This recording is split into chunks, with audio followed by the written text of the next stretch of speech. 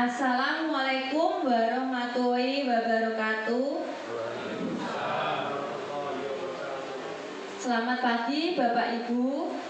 Terima kasih atas waktunya sudah bersedia meluangkan waktu untuk berdiskusi bersama tentang disiplin positif yang bisa kita terapkan di SMA Negeri 1 Padangan.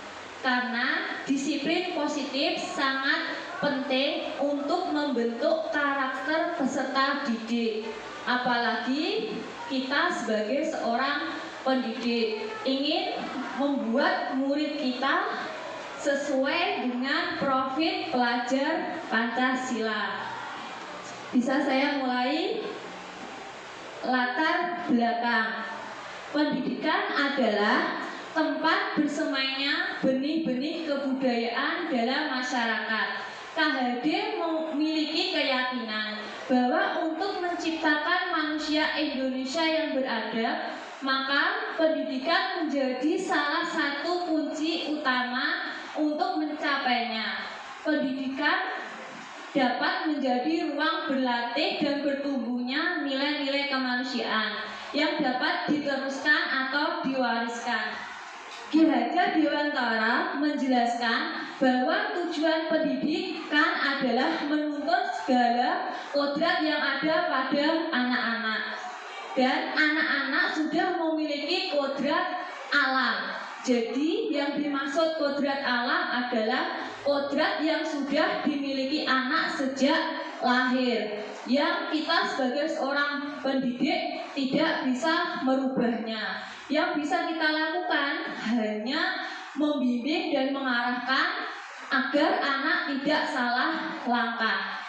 Sedangkan kalau kodrat zaman itu berhubungan dengan keadaan zaman sekarang. Misalkan sekarang anak-anak serba kemajuan teknologi. Jadi anak-anak dituntut untuk keahlian dalam bidang teknologi.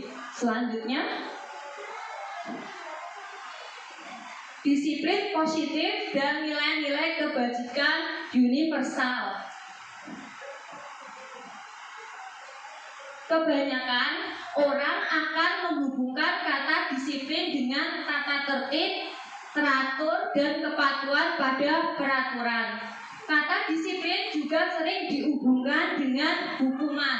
Padahal itu sungguh berbeda, karena belajar tentang disiplin positif tidak harus dengan memberikan hukuman. Justru itu adalah salah satu alternatif terakhir, dan kalau perlu tidak digunakan sama sekali.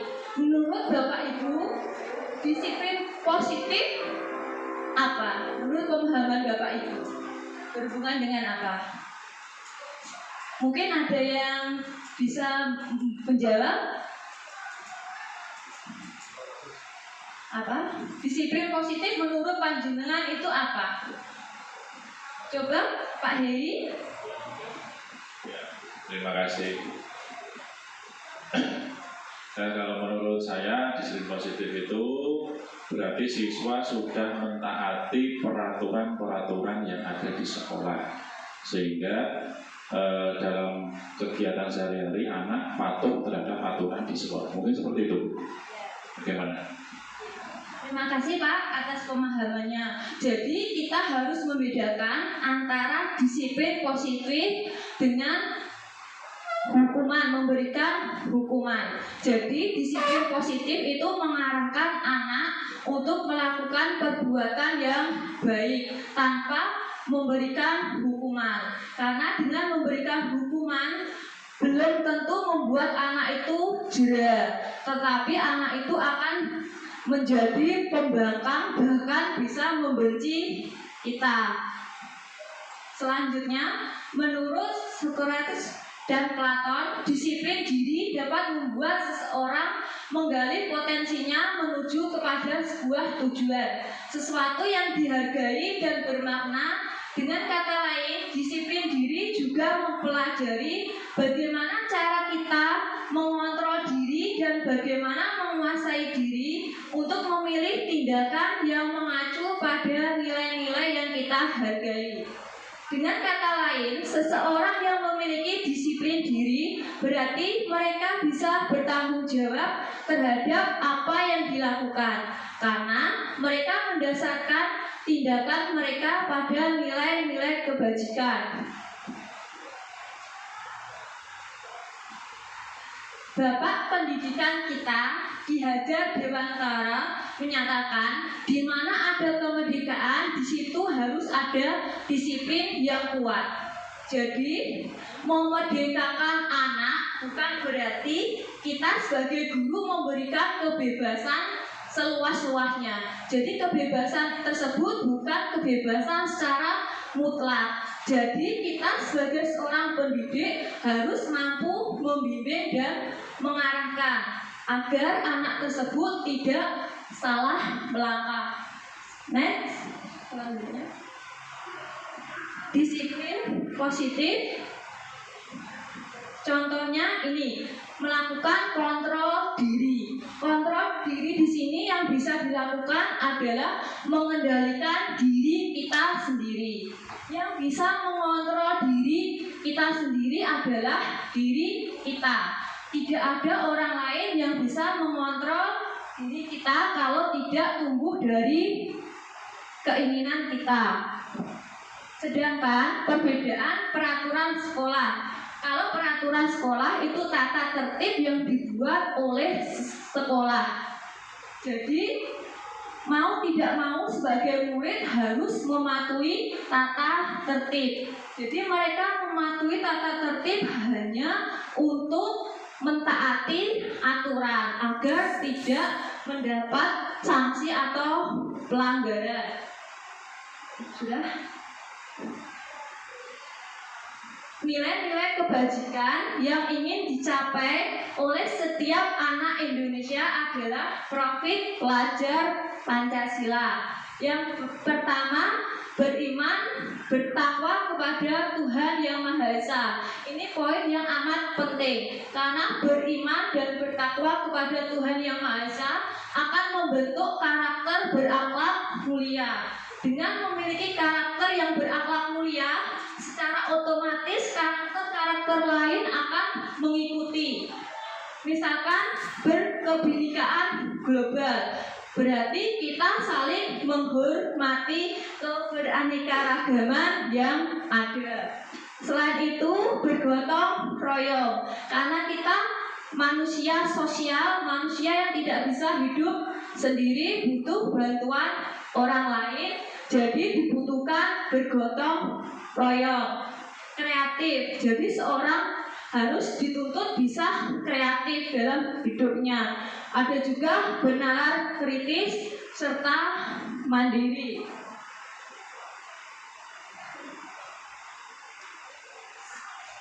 Sebelum saya lanjut ke slide berikutnya, ada yang ingin didiskusikan atau ingin ditanyakan? Silakan. Ada yang ingin ditanyakan tentang, ya, Bu Risna, silakan.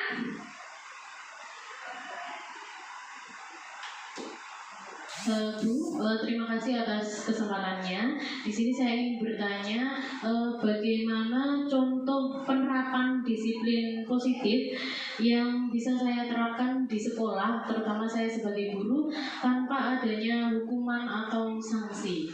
Terima kasih. Terima kasih Bu Risna. Ya.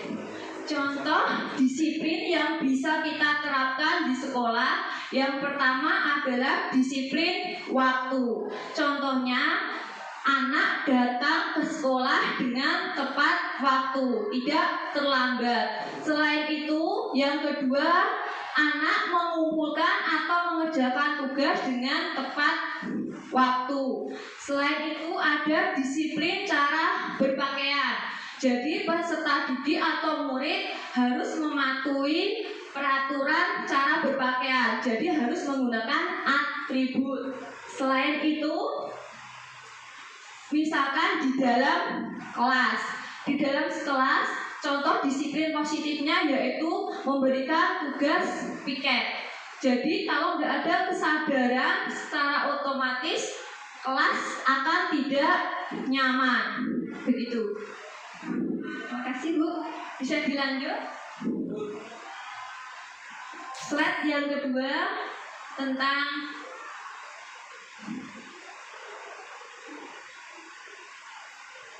teori motivasi, hukuman dan penghargaan restitusi.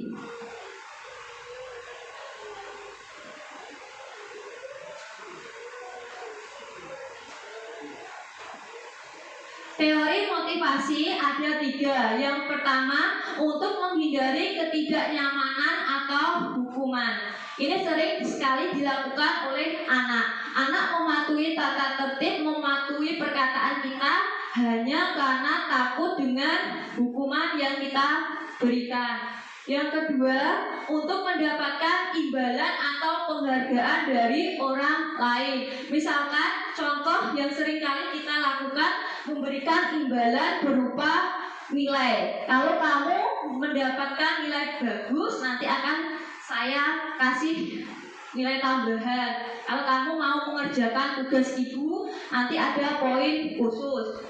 Selain itu, untuk menjadi orang yang mereka inginkan dan menghargai diri sendiri dengan nilai-nilai yang mereka percayai.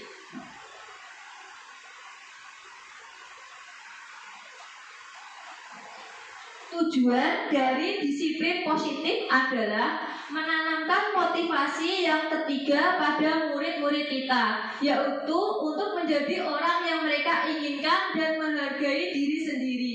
Dengan nilai-nilai yang mereka percayai, ketika murid-murid kita memilih motivasi tersebut, mereka telah memiliki motivasi intrinsik yang berdampak jangka panjang. Motivasi yang tidak akan terpengaruh pada adanya hukuman atau hadiah.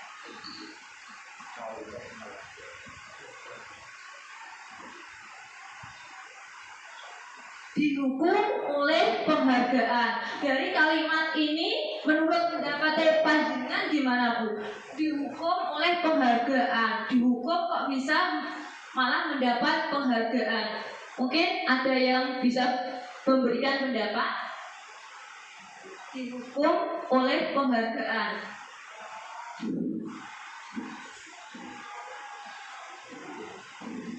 Mungkin ada yang ingin berpendapat? Bu Christine?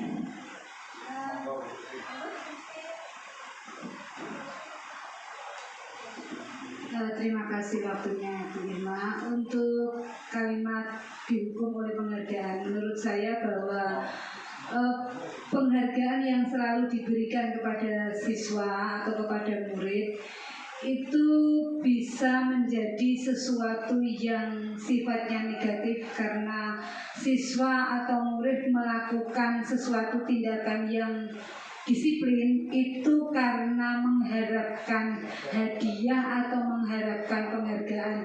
Jadi bukan karena maksud dari dalam dirinya sendiri, tetapi karena faktor eksternal, faktor mendapatkan hadiah atau penghargaan. Dan itu tidak membuat siswa untuk menyadari bahwa dia harus memiliki motivasi yang intrinsik yang dari dalam dirinya sendiri untuk melakukan disiplin diri. Terima kasih. Terima kasih Bu Christine. Ya, dihukum oleh penghargaan. Jadi peserta didik melakukan suatu perbuatan itu didasarkan oleh imbalan. Jadi tidak benar-benar dari dasar hatinya, tidak benar-benar dari keinginannya, hanya untuk memperoleh penghargaan.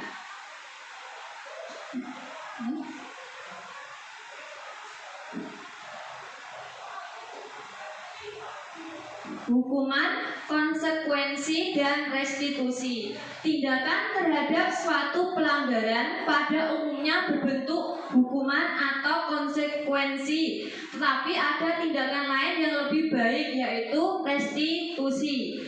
Restitusi adalah proses menciptakan kondisi bagi murid untuk memperbaiki kesalahan mereka, sehingga mereka bisa kembali pada kelompok mereka dengan karakter yang lebih kuat. Jadi, restitusi juga merupakan proses kolaboratif yang mengajarkan murid untuk mencari solusi untuk masalah mereka dan membantu murid berpikir tentang orang seperti apa yang mereka inginkan dan bagaimana mereka harus memperlakukan orang lain.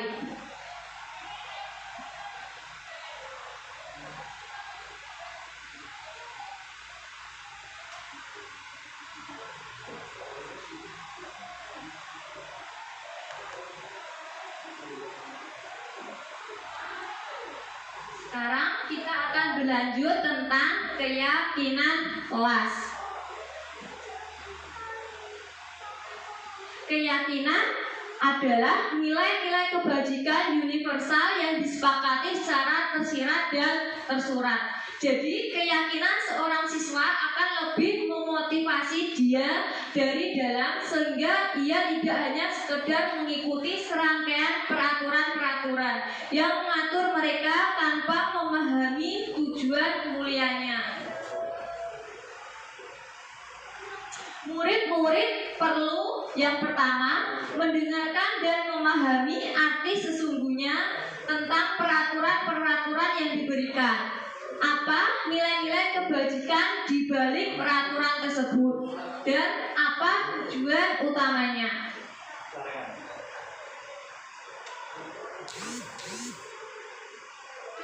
Ciri-ciri sebuah keyakinan sekolah atau kelas. Biasanya dibuat dalam bentuk positif dan berupa pernyataan-pernyataan universal. Sebaiknya sesuatu yang dapat diterapkan dan hendaknya tidak terlalu banyak. Selain itu, selalu ditinjau kembali dari waktu ke waktu, dibuat oleh seluruh warga kelas. Jadi keyakinan kelas harus disepakati oleh semua warga kelas agar mereka mematuhi tata tertib yang ada di kelas. Selanjutnya, prosedur pembentukan keyakinan kelas. Murid-murid di sekolah atau di kelas itu untuk bercurah pendapat tentang peraturan yang perlu disepakati di sekolah atau di kelas. Selain itu, mencatat semua masukan-masukan para murid atau warga sekolah di papan tulis atau di kertas besar. Susunlah dan gantilah kalimat-kalimat dalam bentuk negatif menjadi positif. Yang keempat, tinjau kembali daftar curah pendapat dan pengelompokannya. Biar sebaiknya keyakinan kelas tidak terlalu banyak. Setelah keyakinan kelas selesai dibuat, maka dipersilahkan meninjau ulang dan menyetujui dengan menandatanganinya. Selanjutnya dilekatkan di dinding kelas.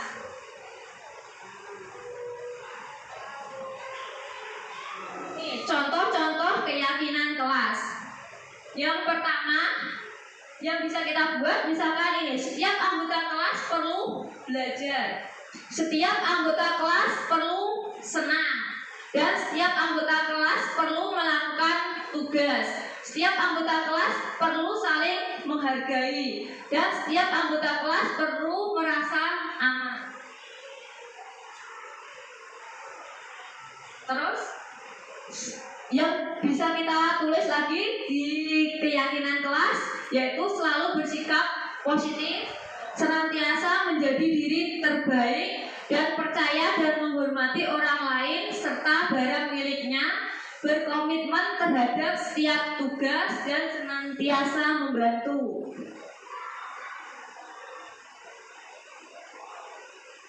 Contohnya, ini keyakinan kelas yang bisa kita buat. Yang pertama, hormat. Terus ada, kami meyakini bahwa orang penting untuk menghormati orang lain dan barang milik orang lain. Ada juga contoh kalimatnya tentang bekerja. Kami meyakini bahwa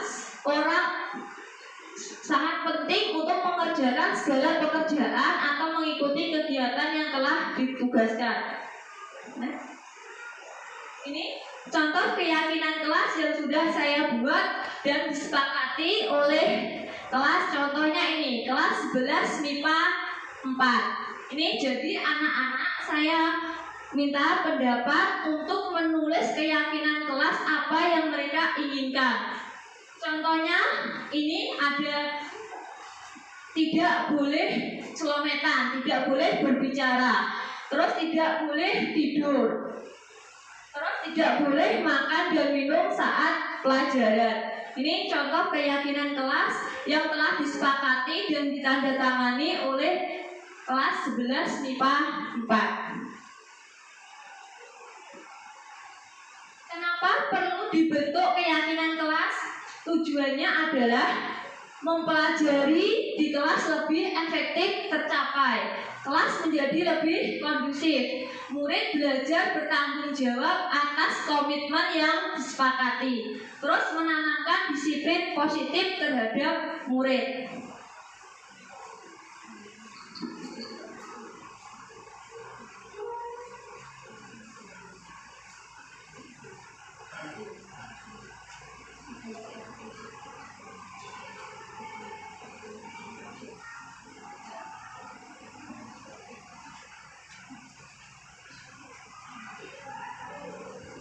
Bapak Ibu, ini ada video tentang 5 kebutuhan dasar manusia.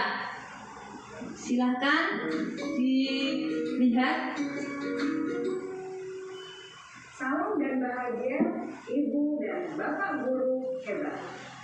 Untuk membangun budaya sekolah yang positif dengan lingkungan yang aman dan mendukung murid untuk menjadi pribadi yang berdaya, seimbang, dan bahagia, salah satu upaya yang dapat dilakukan oleh guru adalah memahami kebutuhan dasar yang mendasari perilaku murid. Pada video kali ini, kita akan membahas tentang 5 kebutuhan dasar manusia.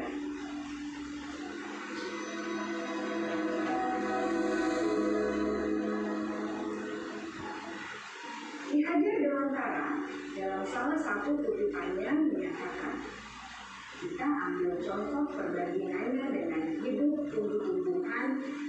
Seorang petani dalam hakikatnya sama kewajibannya dengan seorang penduduk yang menanam padi misalnya. Hanya dapat menuntun tumbuhnya padi. Ia dapat memperbaiki kondisi tanah, memelihara tanaman padi, memberi pupuk dan air, membasmi ulat-ulat atau jamur-jamur yang mengganggu bibit tanaman padi, dan lain sebagainya. Ketika guru memahami kebutuhan apa yang mendasari perilaku murid, dan guru berusaha menuntun dan mendukung murid dalam memenuhi kebutuhannya secara positif, pada hakikatnya guru tersebut ibarat seorang petani yang sedang berusaha memahami kebutuhan masing-masing tanaman, dan ia berusaha memenuhi kebutuhan tanaman tersebut agar dapat tumbuh dengan subur dan maksimal. Dr. William Glasser, seorang psikiater dari Amerika Serikat, menyatakan bahwa seluruh tindakan manusia memiliki tujuan tertentu, yaitu memenuhi kebutuhan dasarnya. Ketika kelima kebutuhan dasar telah terpenuhi secara memadai, maka murid akan tumbuh dengan seimbang dan bahagia. Sebaliknya, ketika kebutuhan dasar tidak terpenuhi dengan baik, maka seseorang akan mengalami emosi negatif, bosan, sedih, dan kecewa. Maka mereka dapat melakukan perbuatan yang bertentangan dengan nilai-nilai kebajikan atau malah berperaturan.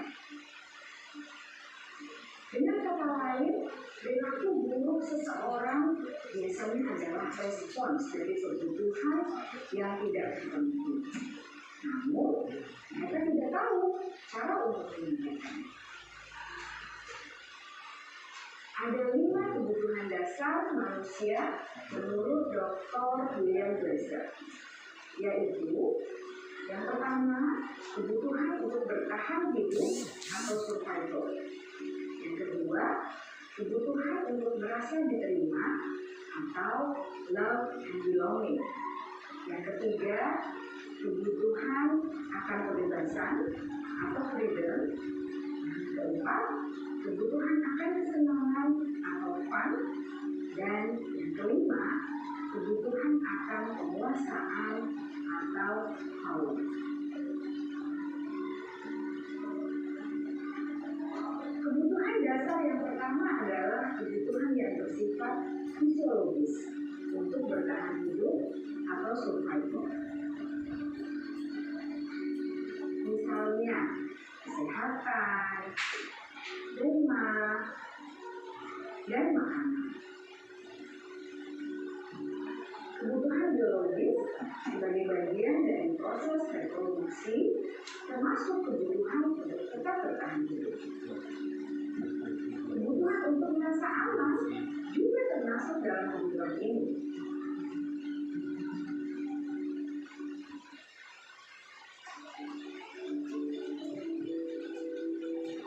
Agar murid dapat belajar dengan baik, kebutuhan mereka akan merasa aman, pangan, sandang, dan papan harus terpenuhi.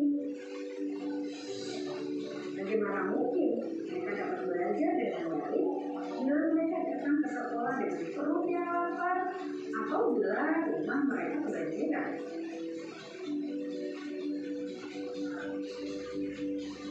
Setelah kita mengetahui kebutuhan pertama yang sebagian besar bersifat fisiologis, mari kita lihat kebutuhan kedua sampai kelima yang semuanya berhubungan dengan psikologis. Mari kita lihat kebutuhan yang kedua, yaitu kebutuhan akan perasaan diterima oleh kelompok atau komunitasnya atau kebutuhan love and belonging. Kebutuhan ini meliputi keinginan untuk tetap terhubung dengan orang lain seperti teman, keluarga, teman kerja, dan kelompok di mana kita tergabung. Setiap murid ingin menjadi bagian yang berharga dari kelas dan juga sekolah. Mereka juga ingin diterima oleh orang lain dan kelompoknya.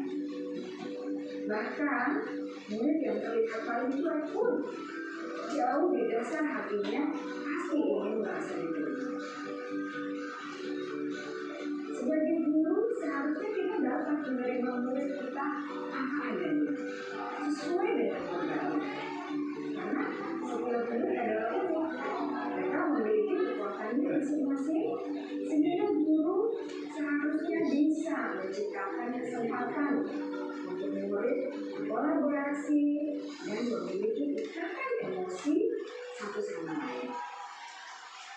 Murid-murid yang memiliki kebutuhan yang besar untuk merasa diterima, biasanya mereka belajar karena suka pada gurunya. Dan mereka juga suka bekerja dalam kelompok. Kebutuhan yang ketiga adalah kebutuhan akan kebebasan atau kebutuhan membuat pilihan. Murid harus diberi kesempatan untuk membuat pilihan dan bertanggung jawab atas pilihan yang mereka telah ambil. Memberi mereka kebebasan bukan berarti membiarkan mereka melakukan apa saja yang mereka mau, melainkan lebih memberi mereka kesempatan untuk membuat pilihan, menyuarakan pendapat mereka dengan percaya diri, dan memberi mereka kesempatan untuk mencoba hal-hal yang baru. Pembelajaran dengan metode yang beragam dan menarik juga akan memenuhi kebutuhan murid tentang kebebasan ini. Pembelajaran berdiferensiasi, di mana guru menyediakan beberapa jenis tugas yang bisa dipilih oleh murid sesuai dengan mereka, sangat baik untuk mengembangkan murid menjadi lebih mandiri dan memiliki motivasi internal. Karena tentang kebebasan pada dasarnya adalah kebutuhan untuk mandiri, memiliki otonomi, memiliki pilihan, dan mampu mengendalikan arah hidupnya sendiri.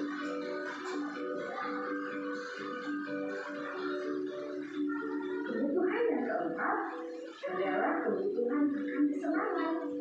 Bayangkan Bapak Ibu hidup tanpa rasa senang, betapa menyedihkannya.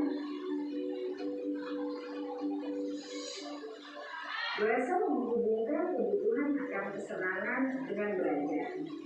Jangan sepelekan kebutuhan murid untuk merasa senang di kelas. Sebagai guru, jangan ragu-ragu untuk dengan sengaja memasukkan kegiatan yang menyenangkan dalam kelas. Murid-murid dengan kebutuhan dasar kesenangan yang tinggi ingin menikmati apa yang mereka lakukan. Mereka juga konsentrasi tinggi saat mengerjakan hal-hal yang disenangi.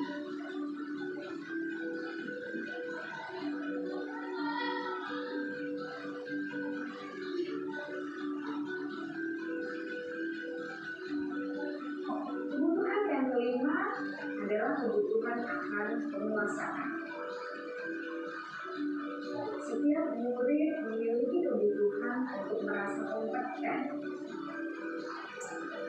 menjadi terampil, mengakui capaian dan keterampilannya, mendengarkan, bisa membuat dampak dan pengaruh, dan memiliki rasa hidup. Mereka sebaiknya diberi kesempatan untuk membuat keputusan tentang hal-hal yang penting dalam hidupnya yang tidak merasa dikontrol oleh sistem sekolah. Ada murid yang telah menginjak usia remaja, seringkali mereka merasa tidak memegang kendali atas kehidupannya sendiri, karena guru kerap kali berpengaruh dalam mengambil keputusan. Murid-murid yang memiliki kebutuhan dasar akan kekuasaan yang tinggi biasanya selalu ingin menjadi pemimpin.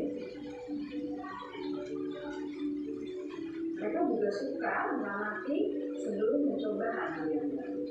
Mereka juga perfeksionis dan merasa kecewa bila melakukan kesalahan.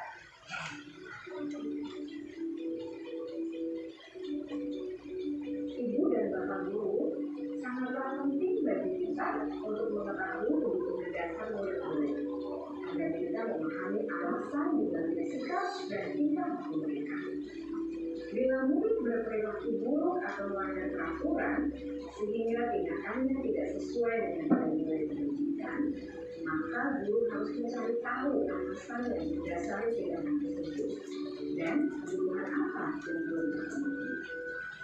Melalui percakapan dengan guru dalam pendekatan disiplin positif, murid dapat diajar untuk bersikap efektif dalam mengenali kebutuhan-kebutuhan yang berusaha mereka penuhi dan mendasari tindakan mereka.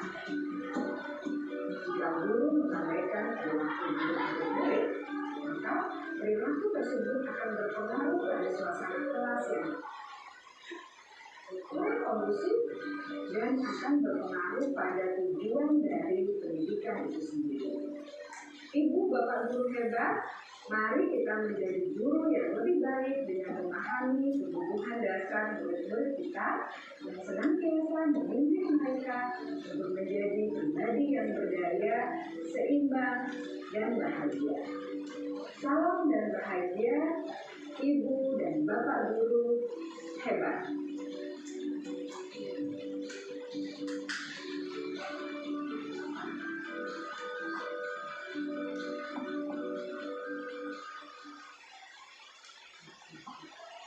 Jadi dari video tentang kebutuhan dasar manusia, jadi ada 5 kebutuhan dasar manusia yang harus terpenuhi. Kalau kelima kebutuhan dasar tersebut tidak terpenuhi, akan terjadi pergolakan dalam diri seseorang.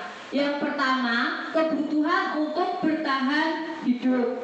Yang kedua, kebutuhan untuk merasa diterima. Yang ketiga, kebutuhan akan kebebasan. Keempat, kebutuhan akan kesenangan. Dan yang kelima, kebutuhan akan penguasaan. Yang pertama, kebutuhan untuk bertahan hidup. Contohnya, kesehatan, rumah, makanan, dan kebutuhan untuk merasa aman. Biasanya bersifat fisiologis. Penerapannya, agar murid dapat belajar dengan baik, kebutuhan mereka akan rasa aman, sandang, pangan, dan papan harus terpenuhi. Biasanya kita menjumpai di kelas-kelas ada anak yang tidur. Apakah Bapak Ibu pernah menanyakan alasan anak tersebut tidur di kelas? Nah, alasannya kenapa Bapak Ibu? Ngantuk.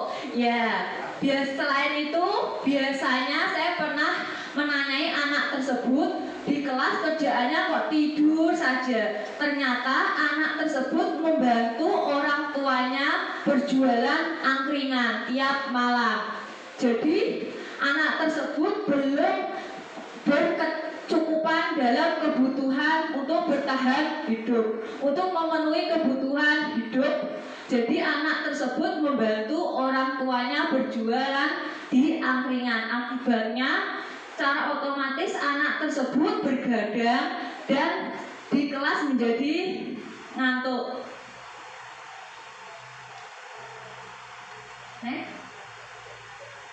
Ini kebutuhan untuk merasa diterima. Yang dimaksud kebutuhan untuk merasa diterima adalah kebutuhan akan perasaan diterima oleh kelompok atau komunitasnya, dan keinginan untuk tetap terhubung dengan orang lain seperti keluarga, teman, dan kelompok di mana mereka berlangsung.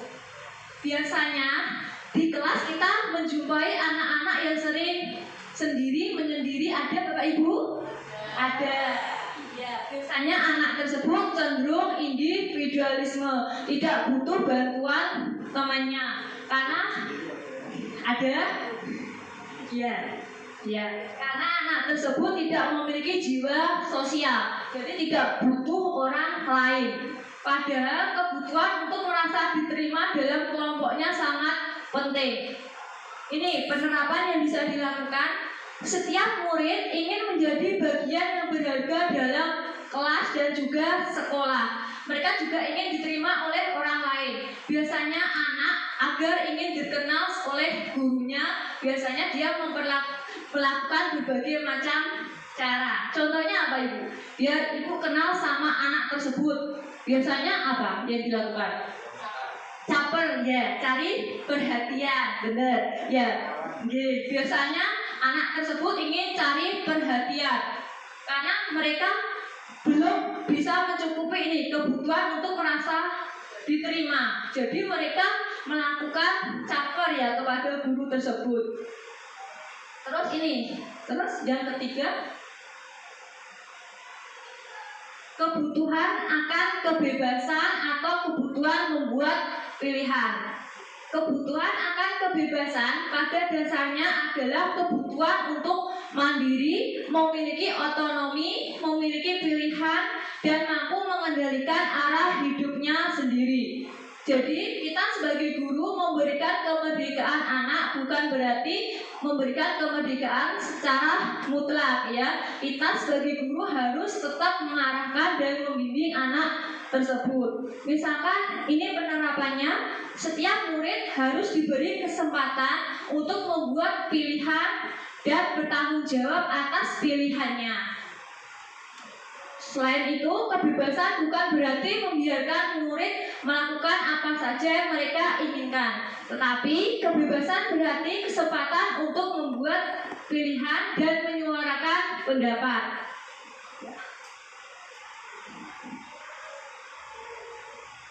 Kebutuhan akan rasa senang.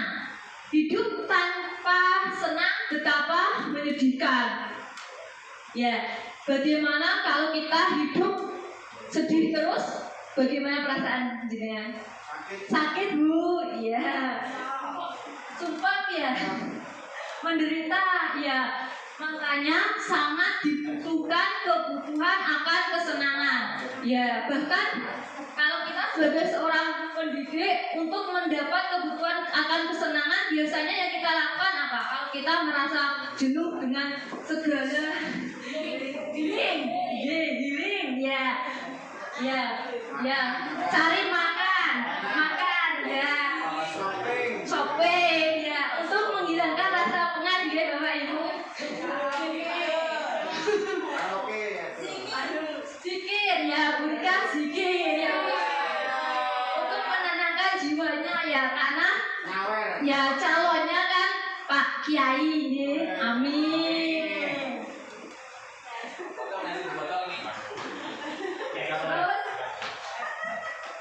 Kebutuhan akan penguasaan atau power. Jadi setiap murid memiliki kebutuhan untuk merasa kompeten. Jadi merasa memiliki kekuatan, menjadi terampil diakui penyampaian dan keterampilannya. Pada murid yang telah menginjak usia remaja seperti murid-murid kita di SMA, mereka tidak memegang kendali atas hidupnya sendiri. Biasanya mereka dikendalikan oleh orang tuanya agar tidak salah melakukan pergaulan.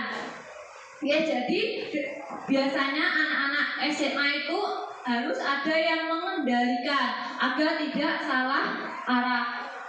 Terus murid yang memiliki kebutuhan dasar akan penguasaan yang tinggi biasanya selalu ingin menjadi pemimpin.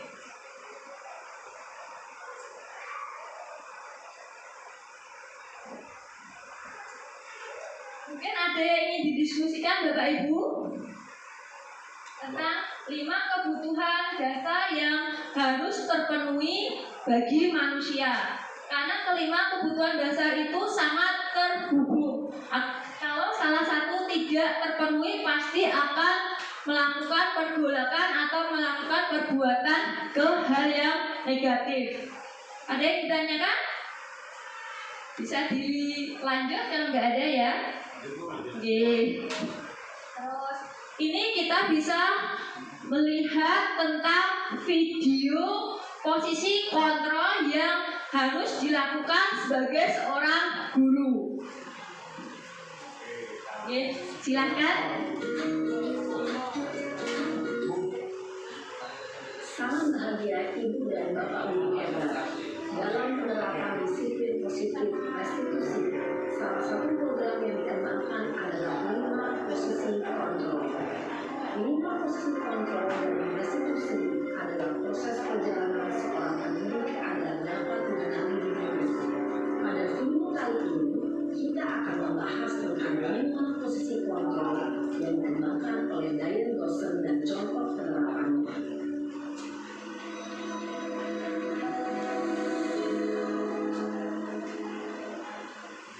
5 posisi kontrol itu adalah 1. Posisi penghukum, 2. Posisi pembuat merasa bersalah, 3. Posisi teman, 4. Posisi pemantau atau monitor, dan 5. Posisi manajer. Untuk lebih memahami kelima posisi tersebut, mari kita saksikan kasus Naren yang terlambat hadir 20 menit di sekolah dan melihat bagaimana kelima posisi kontrol dalam menghadapi masalah tersebut.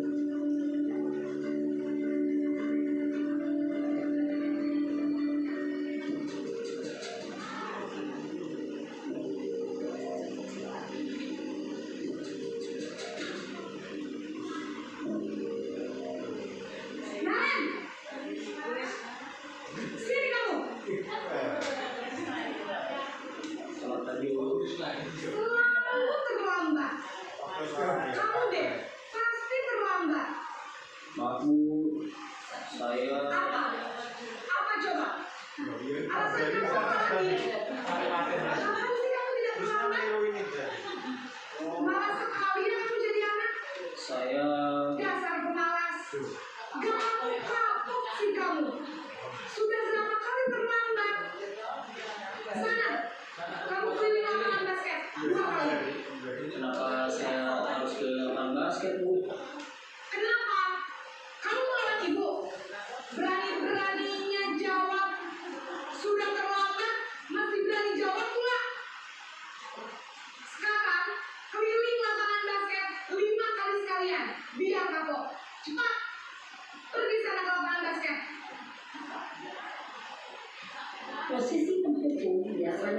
berbicara dengan nada tinggi, menghardik, menunjuk-nunjuk, menyakiti, dan menyindir.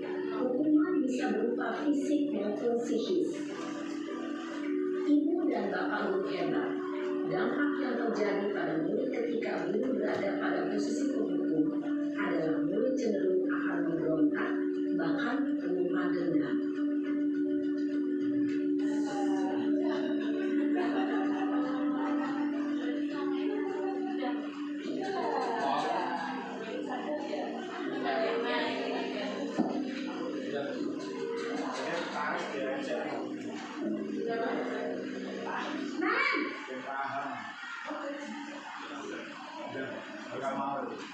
Selamat pagi, Bu. Naren, kamu kenapa terlambat lagi, nak? Ya Tuhan, Naren. Kamu senang ya bikin ibu susah ya? Kalau kamu terlambat lagi, nanti ibu yang ditegur bapak kepala sekolah, nak. Disangka ibu tidak bisa membina kamu. Duh, gimana ini? Maaf, Bu. Gusti Naren.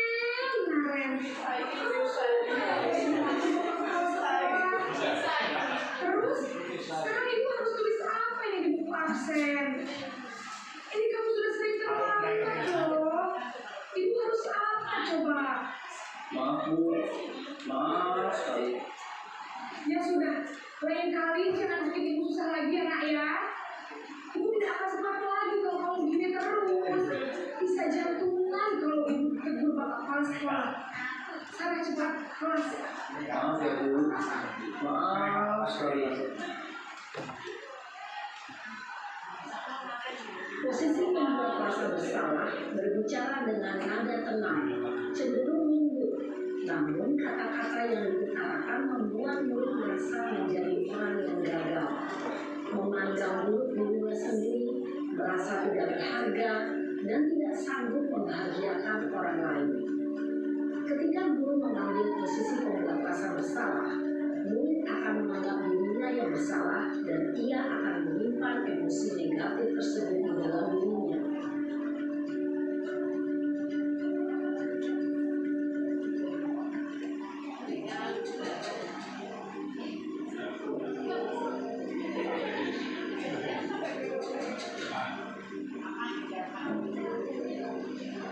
Naren,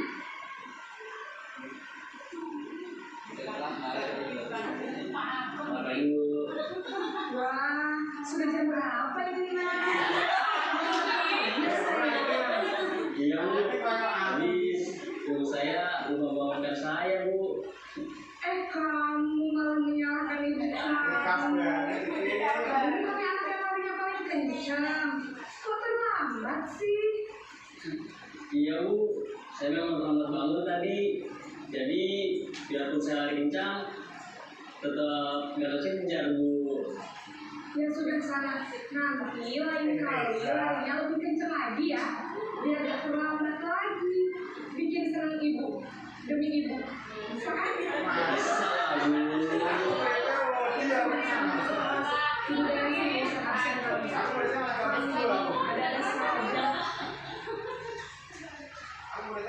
Dalam posisi teman, guru berbicara dengan nada suara ramah, akrab, cenderung bersenda gurau untuk menjaga suasana tetap santai.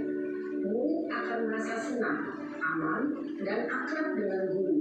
Identitas yang tercipta adalah identitas sukses atau berhasil. Namun, perlu diingat, karena ini masih dorongan eksternal, maka ada faktor ketergantungan dari murid kepada orang tertentu. Di sini, guru absennya, sehingga di lain waktu, murid bisa berperilaku baik, namun hanya kepada orang-orang tertentu saja.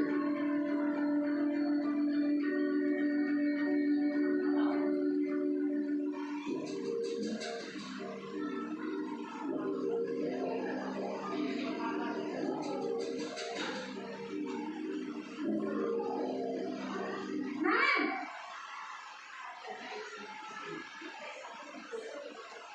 Selamat pagi, Bu. Naren, apa peraturan sekolah kita tentang jam berapa kita harus masuk sekolah, nak? Kita harus di sekolah jam 7, Bu. Iya betul, sekarang sudah jam 7.20. Kemarin sudah tahu konsekuensinya jika terlambat hadir. Paham, Bu? Saya harus tinggal kelas pas jam istirahat selama 20 menit. Iya benar, konsekuensinya demikian. Jadi nanti jam 9.30 pas istirahat, kamu harus tinggal di kelas, kerjakan tugas tambahan untuk ketertinggalan kamu, ya? Baik, Bu. Posisi pemantau mengandalkan penghitungan atau data untuk mengontrol murid. Guru mengarahkan murid berdasarkan peraturan dan konsekuensi. Seorang pemantau menunjukkan bahasa tubuh dan ekspresi wajah yang datar dan cenderung formal.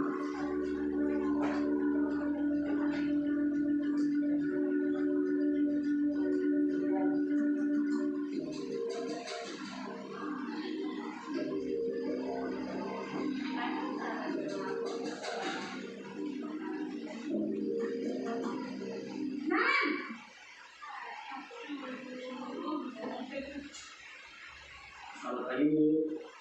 Selamat pagi, Naren. Maaf, Bu. Saya terlambat. Iya, sekolah masuknya jam 7, sekarang sudah jam 7.20. Jadi sekarang bagaimana ini, Naren? Maaf, Bu. Saya lupa set alarm saya semalam. Baiklah, menurut kamu, keyakinan sekolah yang mana yang perlu kamu tingkatkan? Menghargai diri sendiri dan orang lain mungkin, ya, Bu. Setuju.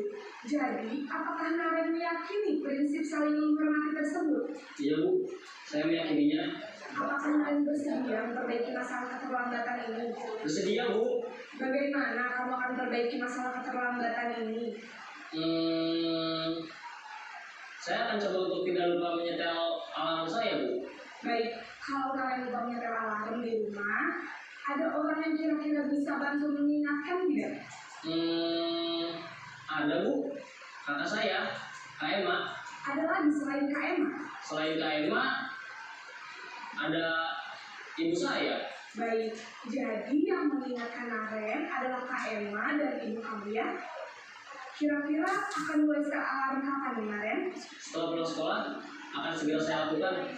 Baik, jadi Naren akan setel alarm untuk bangun besok pagi dan akan diingatkan oleh kakak dan ibu dan Naren, ya.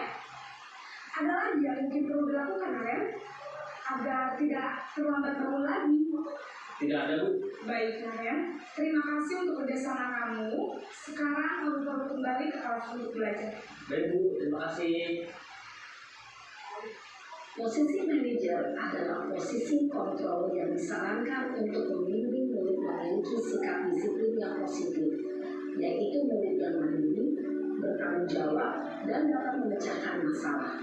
Tujuan dari posisi ini adalah agar murid dapat berefleksi atas tindakannya. Guru akan dengan tulus memberikan pertanyaan-pertanyaan bermakna, sehingga membuat murid dapat belajar dari kesalahannya dan mencari sebuah solusi untuk menyelesaikannya. Ibu dan Bapak guru hebat, setelah mengamati adegan kelima posisi kontrol tadi, kira-kira posisi mana yang paling ideal? Posisi mana yang dapat menunjang motivasi intensif murid? Ya, tentu posisi manajer. Posisi ini memang posisi ideal dan ingin dituju setiap pendidik. Pada posisi inilah, guru dapat menerapkan disiplin positif yang berpihak pada murid, yang memerdekakan murid. Perjalanan seorang pendidik tentunya tidak mudah untuk sampai pada posisi seorang manajer. Namun, tujuan kita pasti, yaitu menciptakan murid-murid yang mandiri, merdeka, dan bertanggung jawab. Semoga penggambaran 5 posisi kontrol yang telah diperlihatkan ini dapat menjadi ajar refleksi bagi kita semua, agar dapat terus mengasah dan menerapkan disiplin positif yang memerdekakan murid. Mari terus berlatih dan bersemangat. Selamat menerapkan. Salam dan bahagia, Ibu dan Bapak guru hebat.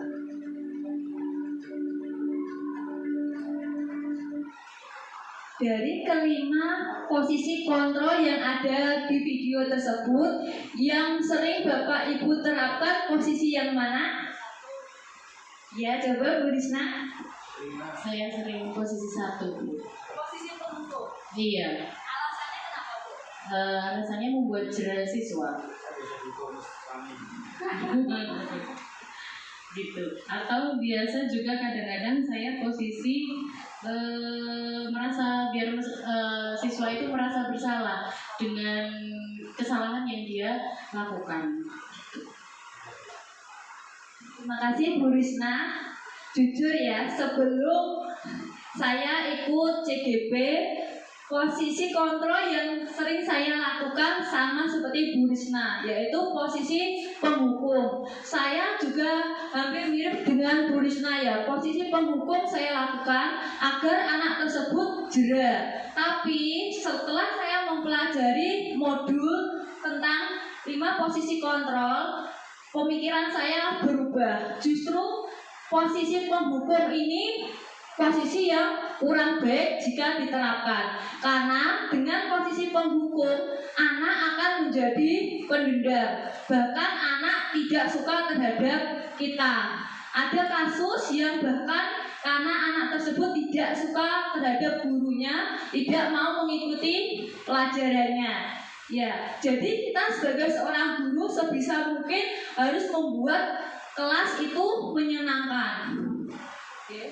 Jadi 5 posisi kontrol yang harus dilakukan seorang guru ini saya jelaskan terlebih dahulu. Next. 5 posisi kontrol yang harus dilakukan seorang guru. Yang pertama, penghukum. Yang kedua, pembuat merasa bersalah. Yang ketiga, teman. Yang keempat, pemantau. Dan yang kelima, manajer. Posisi penghukum. Posisi penghukum memiliki ciri-ciri berbicara dengan nada suara tinggi, biasanya dengan membentak. Bahasa tubuh matanya biasanya melotot agar anak tersebut takut. Dari menunjuk-nunjuk serta menghadik atau berkaca pinggang. Hukuman berupa verbal atau fisik. Hasilnya murid menjadi pendendam Bapak Ibu dan merasa tidak dihargai. Bahkan ada juga murid yang melaporkan kepada orang tuanya. Ada juga orang tuanya yang tidak terima, sehingga orang tuanya datang ke sekolah. Terus tidak menyukai guru atau mata pelajaran yang diampu. Jadi kita sebagai seorang pendidik, posisi penghukum ini kalau bisa jangan diterapkan lagi, karena akan berakibat tadi murid menjadi pendendam. Selanjutnya, membuat merasa bersalah. Biasanya berbicaranya itu dengan nada suara sudah melembut, tidak membentak seperti menghukum tadi. Guru akan mengatakan kesalahan pada murid dengan membuat guru menderita, seperti di video tadi. Hasilnya membuat murid akan merasa bersalah dan murid merasa rendah diri. Posisi sebagai teman. Jadi guru memposisikan diri sebagai teman bagi muridnya. Yang dilakukan yaitu misalkan posisinya ini, berbicara dengan nada suara ramah, akrab dan bercanda. Walaupun posisi kita sebagai teman, kita harus bisa membentengi diri. Jadi jangan sampai murid kita melunjak ya Bapak Ibu. Jadi harus ada batasan. Walaupun kita memposisikan diri sebagai teman, bahasa tubuhnya merapat pada murid, mata dan senyumnya jenaka. Hasilnya akan memiliki dampak positif. Murid akan merasa senang dan akrab dengan gurunya. Dampak negatifnya, murid menjadi bergantung pada guru dan tidak bisa mandiri. Pemantau. Posisi pemantau memiliki ciri-ciri berbicara dengan nada suaranya datar, tidak emosional, tidak ada senda gurau, dan tidak bernada tinggi. Hasilnya, murid tahu konsekuensi konsekuensi atas tindakannya tanpa memahami nilai kebajikan yang dituju. Murid belum sepenuhnya mandiri.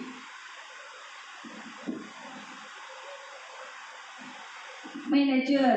Posisi manajer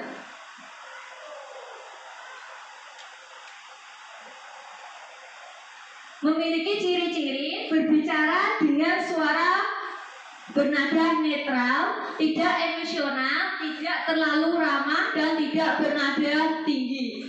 Terus guru mengajukan pertanyaan bermakna kepada murid agar membuka pikiran murid. Terus guru membimbing murid untuk memecahkan masalah secara mandiri. Hasilnya murid akan mandiri, percaya diri, dan dapat memecahkan masalah. Bapak Ibu, kira-kira dari 5 posisi kontrol tadi, manakah posisi kontrol yang ideal untuk dilakukan oleh seorang guru? Posisi apa Bapak Ibu? Manajer, ya, posisi manajer. Alasannya?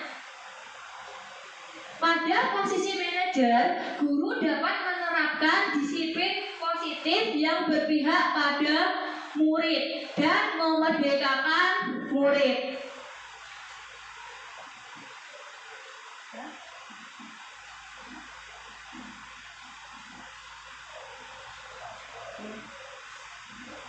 Terus yang segitiga restitusi.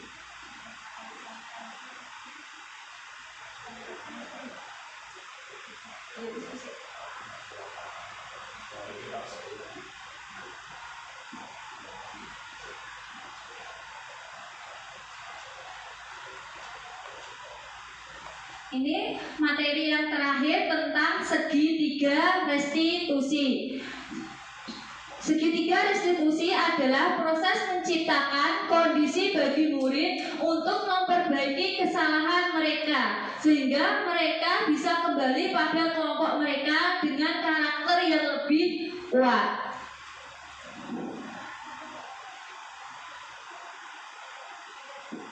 Jadi ada 3 segitiga konstitusi. Yang pertama, sisi 1, menstabilkan identitas. Berdasarkan prinsip membuat kesalahan adalah bagian dari proses pembelajaran. Berperan menggeser identitas murid dari identitas gagal ke identitas sukses. Jadi tugas guru adalah membimbing murid tersebut. Terus jangan mengkritik murid yang sedang mengalami identitas gagal. Justru tugas kita sebagai guru harus merangkulnya, membimbingnya, mengarahkannya agar tidak mengulangi kesalahan tersebut. Ajukan pertanyaan. Contohnya, membuat kesalahan adalah sesuatu yang wajar yang kita katakan kepada murid. Terus selain itu, manusia tidak ada yang sempurna. Pasti pernah melakukan kesalahan. Kita bisa memperbaiki masalah ini. Dan saya tidak menanyakan kesalahannya, tetapi fokus untuk memperbaiki masalah tersebut.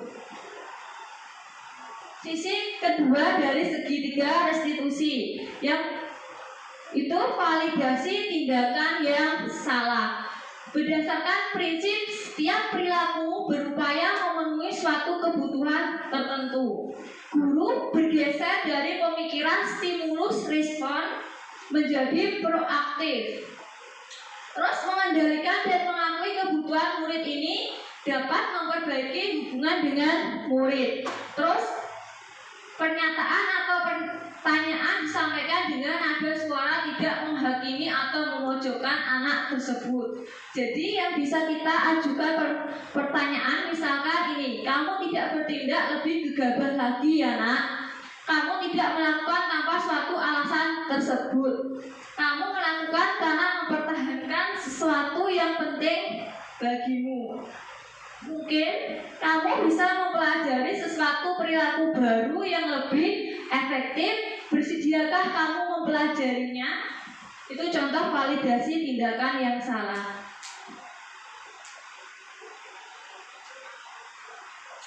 Yang ketiga, sisi menanyakan keyakinan. Yang dilakukan yaitu teori kontrol mengatakan bahwa pada dasarnya kita termotivasi secara intrinsik perilaku telah divalidasi dan identitas sukses telah stabil, maka murid telah siap mengkaitkan keyakinan dengan tindakan yang salah.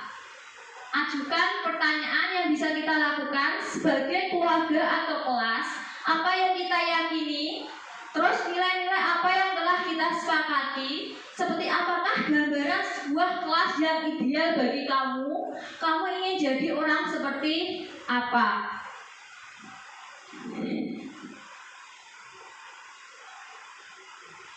Ini ada video tentang segitiga restitusi yang sudah saya terapkan kepada murid yang melakukan pelanggaran atau kesalahan.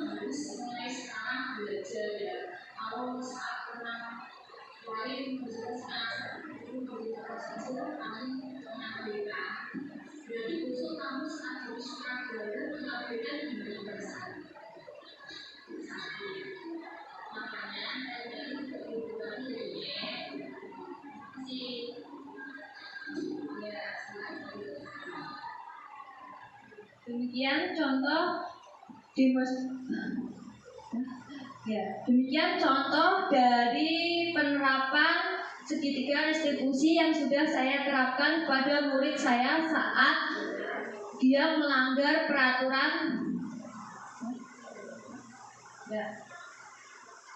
Jadi diskusi hari ini ada yang ingin ditanyakan Bapak Ibu? Sudah jelas Bapak Ibu? Terima kasih Bapak Ibu atas kesediaan waktunya untuk berdiskusi bersama-sama demi mewujudkan profil pelajar Pancasila agar SMA Negeri 1 Padangan semakin maju. Saya minta tolong yel-yelnya SMA Negeri 1 Padangan, monggo Bu.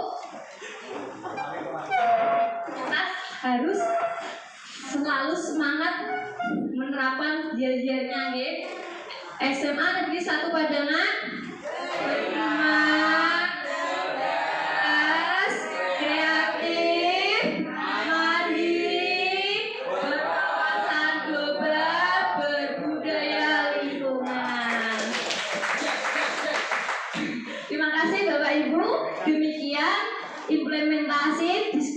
Implementasi budaya positif yang bisa diterapkan di SMA Negeri 1 Padangan. Wassalamualaikum warahmatullahi wabarakatuh.